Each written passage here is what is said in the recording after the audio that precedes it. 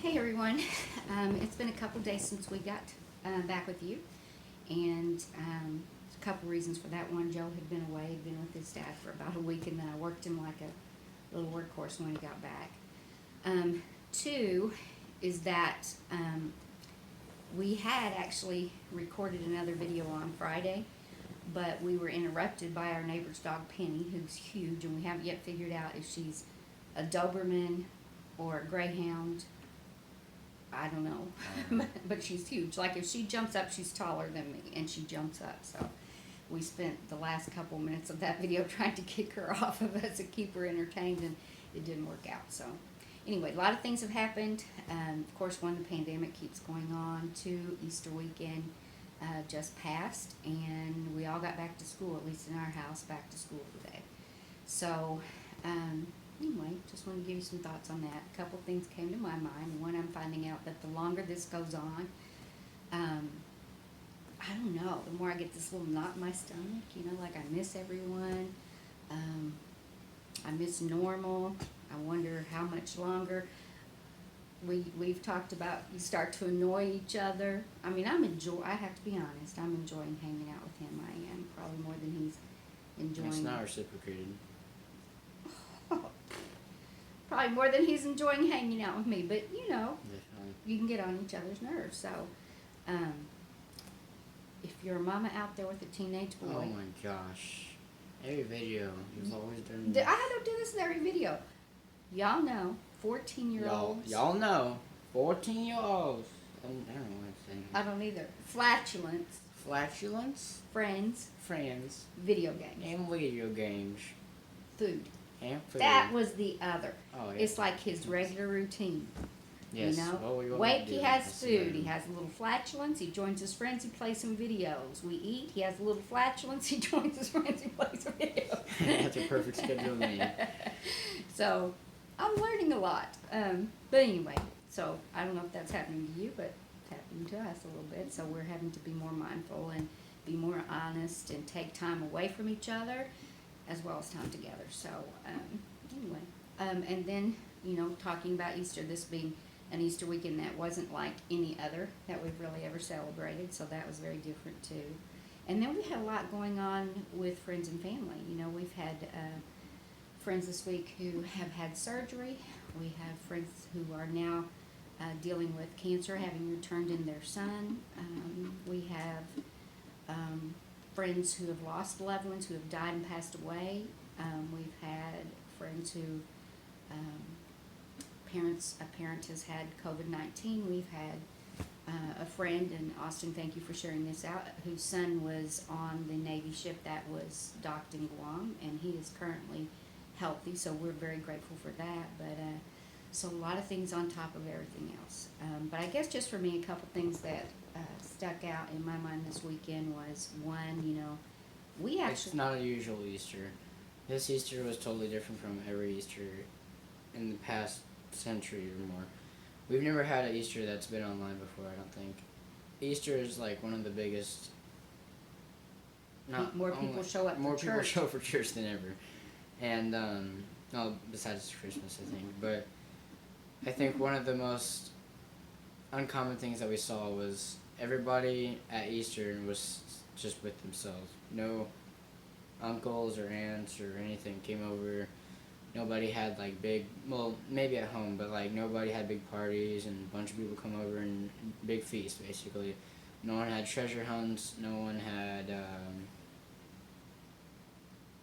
like big turkeys. I don't think they're selling those right now.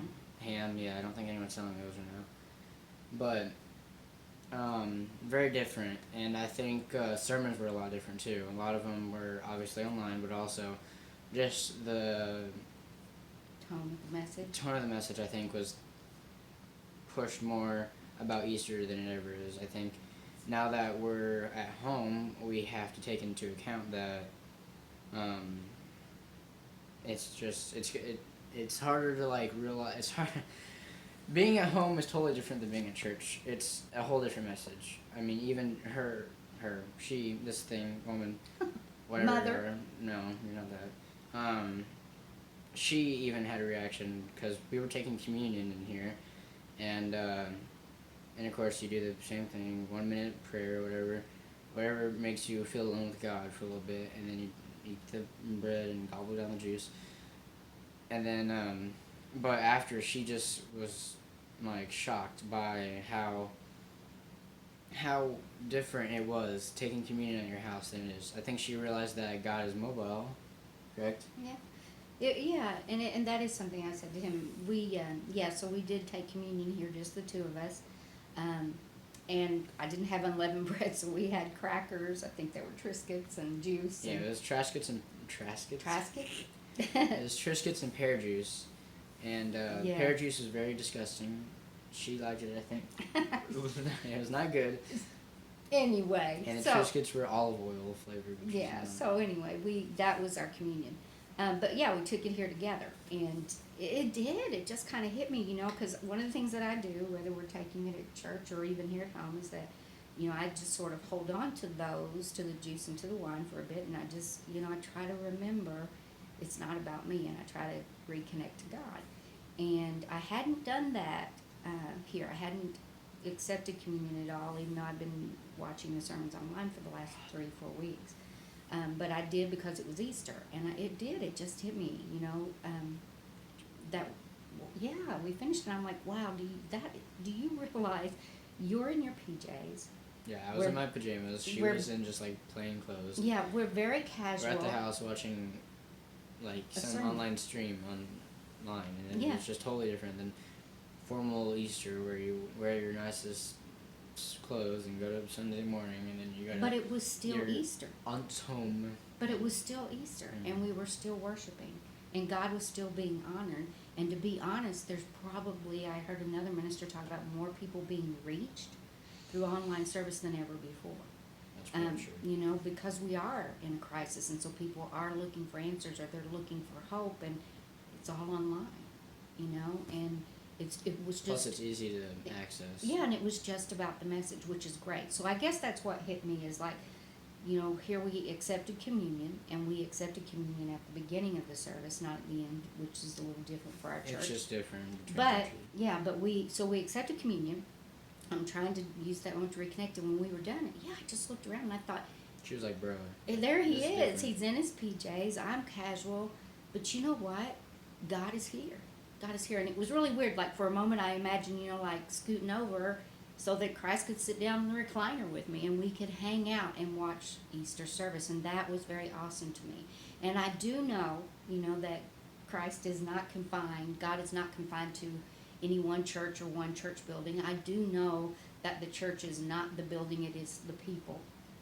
And that, we don't just show up and worship Him on a Sunday or a Wednesday, or if you don't go every Sunday, you're not a good... I know all of that, but I don't know. All of a sudden, it hit me that, why don't we do that? Why don't I know and understand that He is present and powerful and working wherever I am, whatever time of day, whatever the situation or circumstances, and He's not confined, and that was pretty big to me. And it really made me think, that should be our message all the time, right? Yeah. So it was really good. So we got through that. We did a couple more things that we really enjoyed, just to kind of, celebrate that it was Easter. But that was really big for me. Yeah. I hope y'all had... Not y'all. That would sound like her. I hope y'all... You are like me. I gave birth to you. You are like me. She always whips this out, the mother card. I did. I hope all of you watching had a great Easter, a great weekend, hopefully this next week about e-learning and all, whatever you have to do, or it goes well and everything. Have anything to say? Yeah, I just want to say really quick, while we are dealing with all those things and everything that's been happening, I think for me the other message this weekend was that, you know what, God is everywhere and God is the same. And when we looked at the Easter story and what was He up to and what was He doing those last few days before He was crucified, He was doing what He always did. We saw in His Word where He was preparing the disciples. He was telling them what to expect, what was coming. He was reassuring them that in the middle of everything that was about to go down, He was going to be there. And then He was praying. He prayed for Himself. He prayed for His disciples. And He prayed for us. And I don't know if you know that, but check out John 17. He prayed for us. He prayed, and Lord, not only do I pray for these, my disciples, but I pray for all of those who will believe because of them and their message. I pray that one day they'll know how much I love them, and how much you have loved them even before the creation of the earth. So that's pretty awesome, and I guess that applies for me to now. Don't feel like you've been abandoned. If Christ, if things aren't meeting your expectations right now, it doesn't mean that He's not loving you, caring for you, doing everything to keep you safe, to protect you, and to provide for you.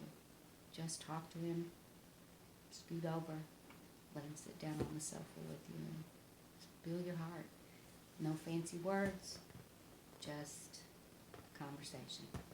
So we love you. Please have a good week, and good luck if you live with a teenager like this one.